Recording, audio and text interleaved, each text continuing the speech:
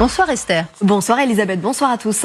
Dites-nous d'abord Esther, quel est le point de départ de ces violences? Eh bien tout part de l'exécution de 7 hommes, ça s'affiche voilà, le plus puissant baron de la drogue du pays et de ses 7 gardes du corps hier lors d'une opération militaire. Son nom, Nemesio Oseguera Cervantes, alias El Mencho, ancien policier reconverti dans le crime, fondateur du cartel Jalisco Nueva Generación. En français, Jalisco Nouvelle Génération. Très discret, il n'a jamais donné d'interview ni fait de déclaration publique. Il était recherché pendant des années par les États-Unis avec une récompense à la clé, 15 milliards de dollars pour toute information menant à sa capture, soit près de 13 millions d'euros, Elisabeth. Jalisco Nueva Generación, quel est ce cartel?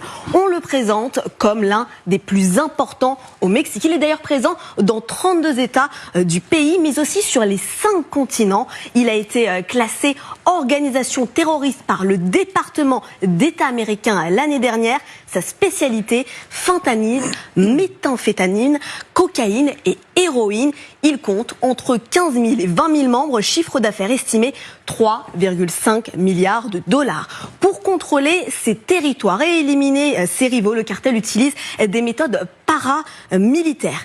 Exécution publique, exposition des corps, diffusion de ces actes sur les réseaux sociaux, attaques et assassinats d'hommes politiques, de juges et de membres des forces de l'ordre mexicains.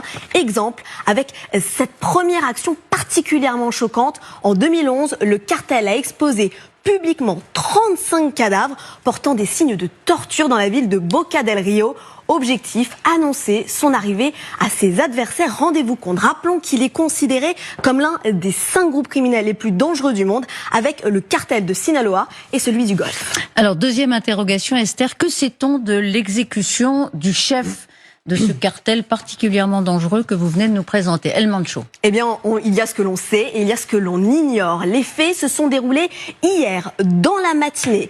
Une vaste opération militaire menée dans la ville de Tapalpa. On est là dans l'état de Jalisco, dans l'ouest du pays. En revanche, peu d'informations encore sur le scénario.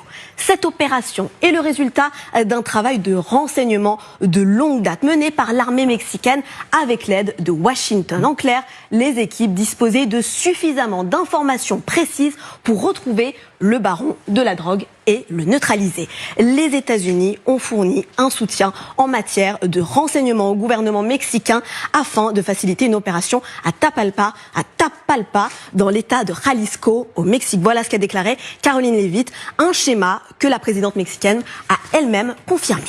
Alors, troisième question.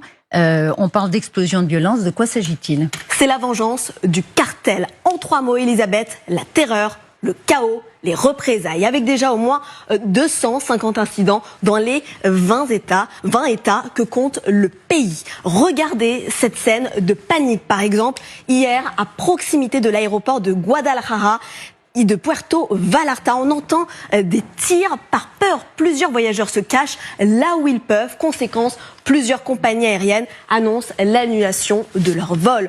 Toujours à Guadalajara, dans l'ouest du pays, plusieurs véhicules et des bâtiments sont incendiés à Jalisco et Puerto Vallarta. On voit ces panaches de fumée qui s'élèvent dans le ciel. Il y a également cette scène depuis cette plage. Téléphone à la main, les touristes constatent l'étendue des dégâts. À ce stade, au moins 25 membres de la garde nationale, un agent de la sécurité et un fonctionnaire ont été assassinés dans les attaques. 30 membres d'un cartel ont également été tués. Pour faire face à cette vague de violence, 2500 soldats supplémentaires ont été déployés dans l'ouest du pays, Elisabeth. Merci beaucoup, Esther. Et donc